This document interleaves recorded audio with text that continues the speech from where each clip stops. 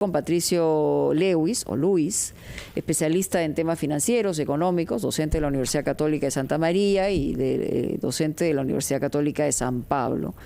Y uno de los problemas fundamentales que ha vuelto a ser la preocupación prioritaria entre las familias peruanas, ya sea por pandemia, ya sea por lo errático de las decisiones que pueden generar desconfianza, ya sea por razones externas o internas, es el costo de la vida. Como diría Juan Luis Guerra, el costo de la vida, la cosa está complicada. Han subido los precios, no hay un incremento, digamos, en los ingresos, hay gente que ha perdido el trabajo, que está más endeudada.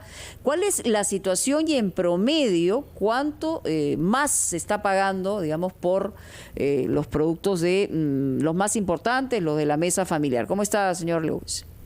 Muy buenos días, Mónica. Muy buenos días, Fernando. Muy buenos días, Carlos. Muy buenos días a todos los oyentes de RPP. Y efectivamente, como tú has dicho, Mónica, los precios cada día suben y suben más de precio. Actualmente estamos con una inflación bordeando alrededor del 5.8%. Sí. Principalmente esto no solamente se vive acá en el Perú, ¿no? Sino es un concepto que se está viviendo a nivel mundial. Pero específicamente si nos centramos en América Latina, ya es algo preocupante, ¿no? Porque la perspectiva que se tiene para América Latina es que los precios aún sigan en esta tendencia alcista, principalmente por este desabastecimiento que ha habido a nivel mundial producto, digamos, de esta crisis de contenedores. Pero los precios no han subido solo 6%, digamos que en promedio se llega hasta 20%.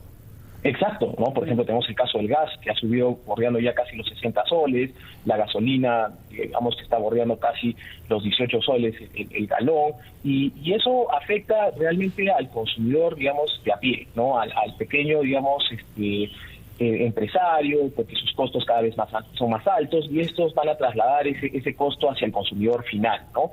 Y lamentablemente, por ejemplo, en el caso, digamos, peruano, uno de los aspectos que suma más todavía a esta inflación que tenemos es la perspectiva que tenemos nosotros para el tipo de cambio, ¿no? Lamentablemente estas señales que muestra el gobierno de dimes y diretes en contra, digamos, y asusta a las inversiones, hace que muchas personas opten por pasar sus ahorros hacia dólares, incrementando el tipo de cambio, y eso hace que muchos de los productos que nosotros importamos, por ejemplo, el trigo, la soya, el mismo petróleo, empiecen a incrementar sus precios y al final el consumidor final es el que va a tener que pagar mucho más y su costo de vida va a aumentar, ¿no? Señor Lewis, pero ¿cuál es el porcentaje que es debido a causas internas y cuál es el porcentaje en el alza de precios que está debido a causas externas? Usted ha mencionado el petróleo, o si la gasolina, ha mencionado a la soja y ha mencionado al trigo. Ambos productos han subido más de 60%, los tres productos han subido más del 60%, gasolina 69% en el mercado internacional, de manera que independientemente de la depreciación del sol por razones generadas internamente, que es la inseguridad a la que usted hace referencia, y las medidas torpes que generan más inquietud, independientemente de eso, hay un problema real. En los Estados Unidos hay una inflación de 6.5%, que es la más alta que se conoce en 30 años. Resumo entonces, ¿qué porcentaje del alza de precios es de causa interna y qué porcentaje tiene que ver con el mercado global? Podríamos decir que más o menos un 60-70% del incremento de los precios es producto del efecto internacional y un 30% producto del tipo de cambio, ¿no? Si nosotros nos acordamos, hasta antes de las elecciones el tipo de cambio lo teníamos alrededor de 3.60. Ese incremento que ha tenido de casi más de 10 a 15% se traduce, digamos, con un déficit también en los productos peruanos, ¿no? Por ejemplo, ahorita tenemos a los productores agrícolas que cada vez su producción va a ser más paupérrima. ¿Por qué? Porque el costo de los fertilizantes ha empezado a subir de precio. Entonces, al subir el precio y el costo de los fertilizantes, lo que hacen los pequeños productores agrícolas, por ejemplo, es empezar a utilizar algunos suplementos no de buena calidad, o de repente su producción también baja. ¿Por qué? Porque si ellos elevan los precios hacia el consumidor final, no van a querer comprar. Y estos anuncios, ¿no?, de créditos y de respaldos y subsidios que hace el gobierno, por ejemplo, en el caso de fertilizantes, ¿no compensan de alguna manera lo que puedan estar enfrentando los pequeños agricultores, o es pan para hoy, hambre para mañana? Bueno, actualmente realmente el consumidor, el pequeño agricultor, sabemos que está en un mercado muy informal, ¿no? Entonces, el acceso a créditos, el acceso a, digamos, a estos subsidios que hace el gobierno muchas veces es limitado para el común denominador de todos los agricultores, ¿no? Y esto produce de que el agricultor tenga que buscar el mercado informal, por ejemplo, para el acceso a créditos, ¿no? Préstamos entre familia, préstamos entre amigos, y eso son tasas de interés muy altas que al final lo que hacen también es encarecer los costos de los productos, y eso se traduce en una inflación también sesgada acá en el Perú, ¿no? Que vamos a tener, digamos, y esto lamentablemente lo vamos a ver todavía por los próximos 6 meses, digamos, a mediados del próximo año recién vamos a ver que el precio nuevamente va a empezar a retomar a sus niveles normales, pero las cosechas, nosotros tenemos que tener en cuenta de que son cosechas a 6 meses, 8 meses, y por lo tanto recién vamos a ver ese impacto en las cosechas al próximo año, cuando recién empecemos a ver los precios reales que vamos a tener sobre y la producción real que vamos a tener, ¿no? El peruano utiliza mucho el consumo local, ¿no? Nosotros no importamos, por ejemplo, tomates, no importamos lechugas, producimos eso, pero los envíos que están haciendo actualmente recién se van a ver al próximo año con el precio real de todos los fertilizantes que están usando y los precios encarecidos, ¿no?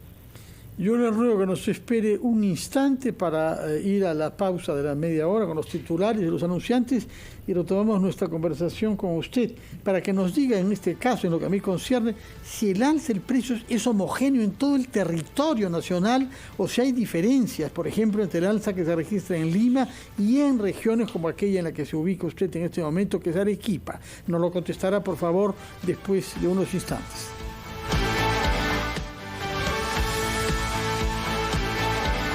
Estamos conversando con el economista Patricio Lewis, que es profesor de las universidades arequipeñas de Santa María y San Pablo, y después de habernos explicado que 60 o 70% del alza del precio tiene causas internacionales, pero nosotros contribuimos con 30% generando inseguridad económica y favoreciendo la volatilidad del dólar.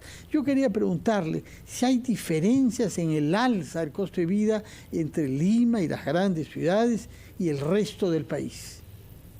Bueno, eso es un poco, digamos, depende de cuán cerca esté del centro de producción, ¿no? Por ejemplo, acá hay que sumarle el costo de transporte y eso, en cierta forma, por ejemplo, en el caso de Arequipa, que estamos mucho más alejados de la zona norte, donde se produce el limón, donde se produce, digamos, la papaya, ¿no? O sea, esto hace que incremente el costo, digamos, de las frutas, por ejemplo, en el caso de Arequipa. También, por ejemplo, el caso de Arequipa, que es un productor neto de cebolla, ¿no? Hace que se incremente el costo de la cebolla en Lima.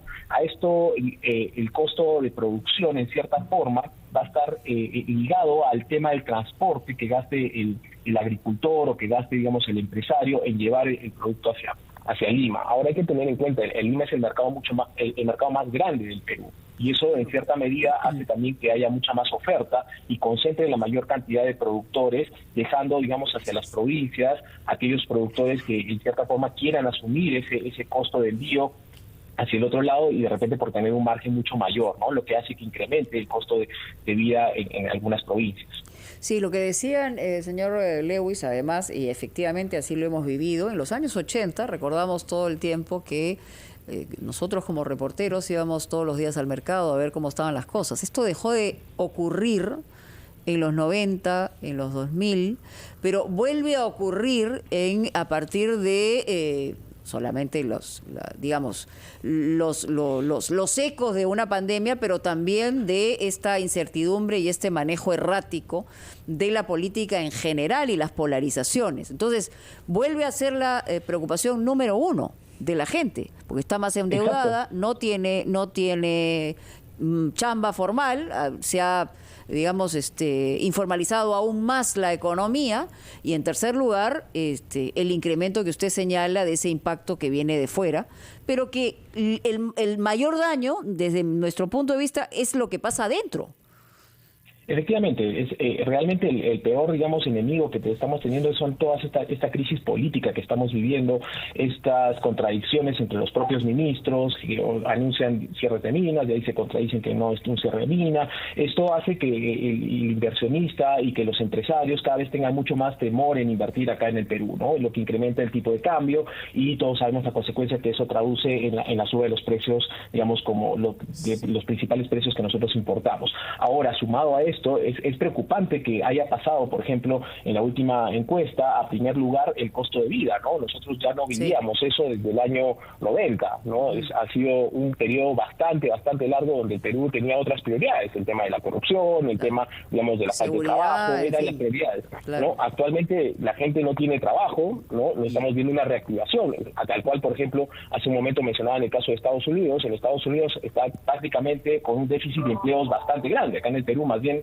nosotros no tenemos, digamos, empleos, ¿no? La reactivación económica acá en el Perú ha llegado mucho más lenta que en otros países que en realidad nosotros hemos debido aprovechar, porque estamos viviendo una boga de materias primas impresionante. El precio de los minerales ha subido terriblemente de precio, y eso ha favorecido realmente a que las minas, por ejemplo, aprovechen estas oportunidades para poder incrementar sus proyectos de inversión, miles de millones de dólares que podían haber entrado a la economía. Tenemos el caso, por ejemplo, de Chile, el día domingo que se realizó sus elecciones, y que el día de ayer el tipo de cambio chileno se ha depreciado impresionantemente incluso desde el año 2008 no se veía esta depreciación del tipo de cambio chileno, lo que va a aliviar sus efectos inflacionarios en Chile, ¿no? Chile cada vez va a tener un costo menor. Acá en el Perú, lamentablemente, nosotros estamos viviendo las malas decisiones políticas que estamos teniendo, en el sentido de que este choque entre el legislativo y el ejecutivo, entre el mismo ejecutivo que se dice y se desdice, y no tiene una posición clara sobre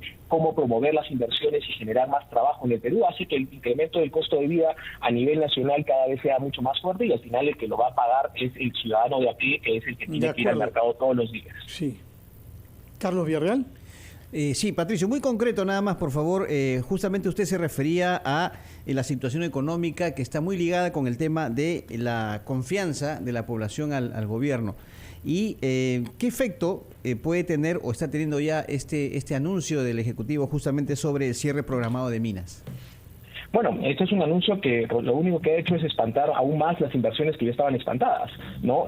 Acordémonos nosotros que el cierre de mina no significa que la mina cierra y ahí queda, ¿no? Sino es un proceso paulatino. Muchas de estas minas lo que tienen son cierres programados, pero a medida que va acercándose la fecha de cierre, empiezan a explorar otros yacimientos mineros cercanos, empiezan a revisar, por ejemplo, ampliaciones, empiezan a invertir, digamos, en infraestructura en las comunidades donde tienen su zona de afectación, y esto hace que en cierta forma la comunidad donde tienen, digamos, este cierre programado empieza a tener una mejor calidad de vida a posterior, y esto lo único que ha hecho es espantar a las inversiones y aún decirle al inversionista: no sabemos hacia dónde queremos ir, y por lo tanto no inviertas en el Perú porque tienes un riesgo mucho más alto que otros países a nivel mundial. Muchas gracias, Patricio Lewis, especialista en temas financieros y económicos, por estar con nosotros. Muy buenos días. Vamos de inmediato con